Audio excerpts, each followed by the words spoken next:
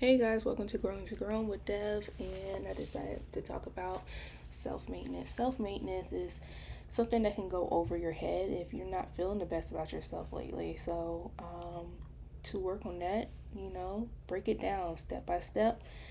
Give yourself something, a task to do.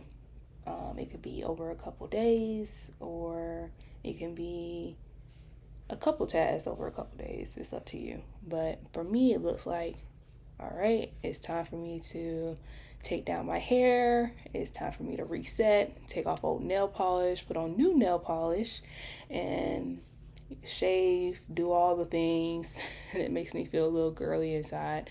Um, Give yourself a little facial, all those kind of things. Pluck my eyebrows, dye my eyebrows. They can look a little harsh at times, but eventually it fades. But when you are having those kind of moments where you don't know how life is going and it just feels really, really rough, start slow. Break it down. Put on your favorite music. Put on even a comedy show if you wanted to. Laugh a little bit.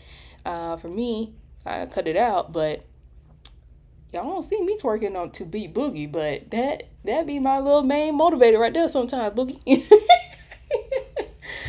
And then I take the liberty of going ahead and doing my clothes, my laundry, cleaning up my room, all those things. But it's usually step by step. And as you can see, I'm changing different shirts throughout this video. So this is not all done in one day. No. Do I look a little frazzled? Do I look a little frumpled? Yes. Yes, I do all the time. But I go ahead and wash my hair. Washing my hair is probably one of the hardest tasks to do self maintenance wise because it just takes a lot of time and care.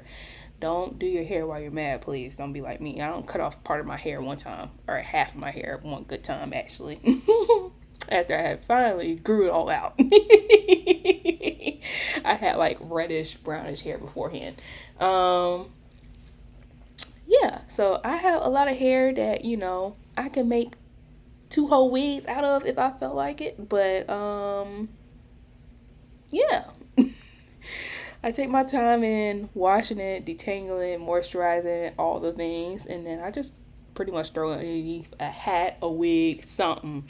But in these videos, I decided to just be as authentic and as original as possible. You'll see me in the states that I usually don't talk about without my weaves, without all my stuff going on, and I'm not, feeling like I'm pop locking. And it can be hard, but getting out the bed is the first step. You got to start moving, especially when life is feeling a little too rough at times. But I do have a couple Bible scriptures to go off of to remember when these times happen. It specifically says, get out of a rut. Psalms. And it starts with Psalms 113, 119, and 121. And then 13 and 19 if you're really about it. But Psalms 113 says, who is like our God, who is seated on high, who looks far down on the heavens and earth. He raises the poor from the dust and who lifts the needy from the ash heap to make it sit with princes. He gives barren a home and making her a joyous mother of children. So he can give all your wants and all your needs. He looks down. There's always somebody watching you. God is paying attention whether you know it or not. You are loved. You are taken care of, even when things don't seem that way. Psalms 119. With my lips I declare all the ordinances of your mouth. I delight in your decrees as much as in all riches. I will meditate on your precepts night and day and fix my eyes on your ways. I will delight on your statutes and I will not forget your word. Open my eyes so I may behold wondrous things out of your law. I live like an alien in the land. Do not hide your commandments from me. If you find yourself being the awkward one or find yourself in these kind of situations where it just doesn't make sense, this is for you. If you are always doing what is right and against what everything else and everybody else is saying, this is for you. Eventually, life will come back. The joy in life will come back. Psalms 121. You can read that whole scripture entirely, but the most important part that I picked up is I lift my eyes up to the hills from where my help will come from. My help comes from the Lord who made heaven and earth. He will not let my foot be moved. He who keeps you will not will not slumber. My apologies. The Lord is your keeper and he is your shade at your right hand. When, like I said, when life get really rough, it's great to go back to God. If you don't have a relationship with God, there's plenty of people that you can always talk to.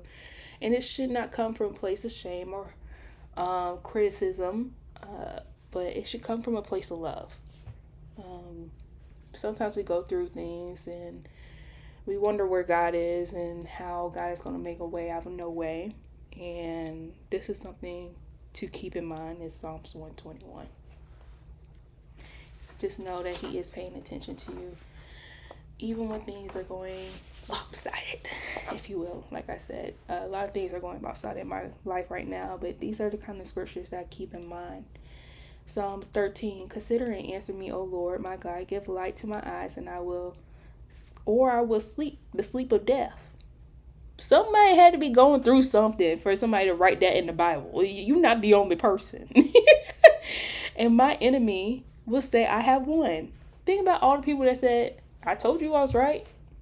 You ain't all that. You ain't doing all of the things that you say you're gonna do. They will rejoice and say, I have shaken. I am shaken.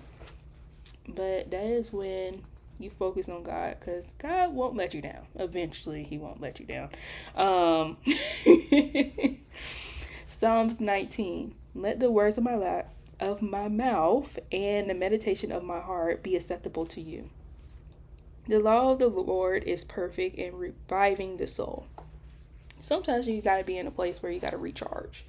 So as you do your self-maintenance, you might want to listen to a little mini sermon or a little podcast. It's up to you. And if you're not Christian, maybe you might want to listen to your own